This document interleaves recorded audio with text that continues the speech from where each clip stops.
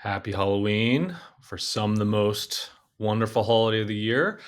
This is week 2 of doing my weekly wrap, um, where I recap the prior week and what's going on. Interestingly, in my post last week, I had some friends from my prior life in ad tech ask me about Signal. They're like, "What the heck do you do?"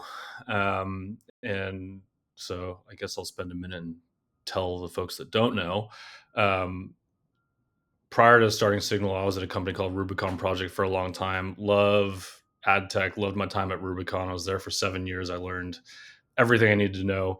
One of the things about ad tech and digital media, it is a hyper competitive space. There's a point solution for everything.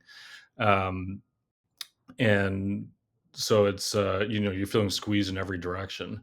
um, the business that we're in now that Signal is focused on is the Canada to US vehicle ecosystem. It's a $15 billion category, and historically it hasn't been optimized through technology, right? And that held true until Signal, and even today it's pretty weird saying we're in a category of one. We don't have competitors in the traditional sense.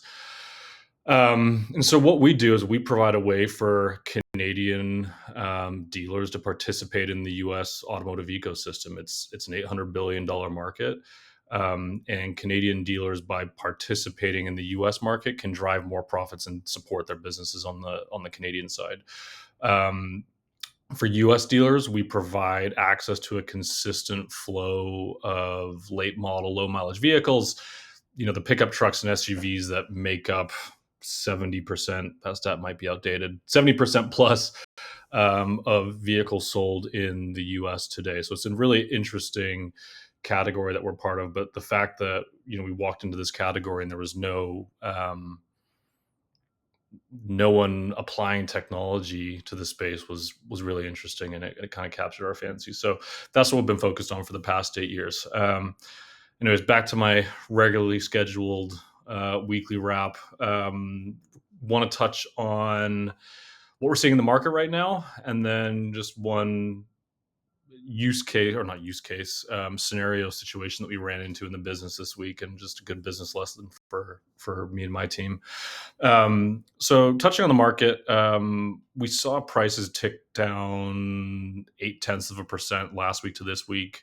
And so if we look at the prior 4 weeks, we've seen prices drop 3.2% in wholesale values, versus 3.3% in last week's look back. So pretty consistent week over week. Now, there's normal seasonality, but I think the other thing that layers some uncertainty in this market right now is the government shutdown.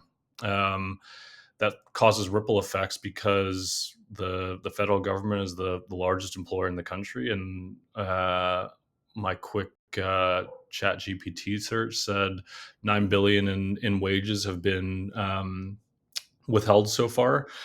And one thing that I've found on the automotive market is it's on the bleeding edge of the economy, right? So when the economy is going well, automotive is doing really well. When the economy is soft, the automotive market slows down. That manifests itself in seasonality.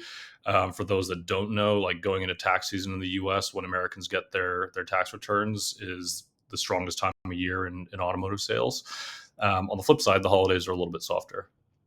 Um, Unless I don't know anyone that's gotten a car for Christmas or Hanukkah, but you don't see as much of that. Anyways, so that's kind of the market right now. We'll continue to observe it over the next over the coming weeks and months, and see how the rest of the year pans out.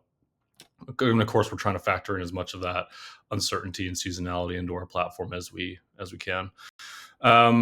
My learning this week, as we run the business, is how to handle issues, and specifically customer issues, right? So one of the things that I say frequently with customers and new partners is we are far from perfect at Signal, but we're always improving, right? And we always want to do right by our customers. And so last week we had a admittedly self-inflicted wound. We process vehicles through dealers that are import facilities across the country. Um, and then put those vehicles into our remarketing sales waterfall to get them sold as quickly as possible for as much money as possible. We had a dealer where three vehicles, we didn't lose the vehicles, but they got lost in the sales shuffle and didn't go through our proper remarketing waterfall. And as a result, 2 weeks after when the vehicles should have been sold, they hadn't even been listed yet.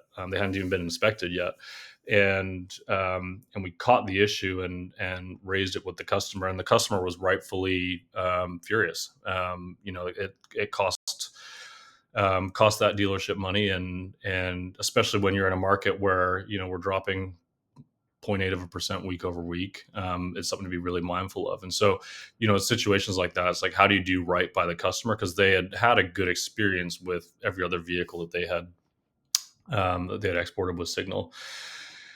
And so, doing right by the customer, it's like, what do you do? Okay, well, we ate it. We paid the customer out at the list price that we had given them, and we made it right with the customer. And what happens when you handle those tough moments is when you see people's true colors. And that customer came back and was like, "Hey, really appreciate you guys taking care of it.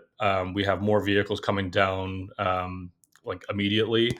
Oh, and by the way, I just referred you to a couple more dealers." And so, sometimes that can be a bit of an expensive lesson, but if you do right by your customers, you can build confidence with your customers. It just goes a really, really long way. And it's a lesson I learned early in my career at Rubicon, and one that we saw the team handle it, like pros last week. So that's, I guess, my two hits on the business. And for anyone that's still here, for Halloween, we're going to be astronauts. My 3-year-old picked it. So hope everyone has a good holiday, and we'll see y'all later.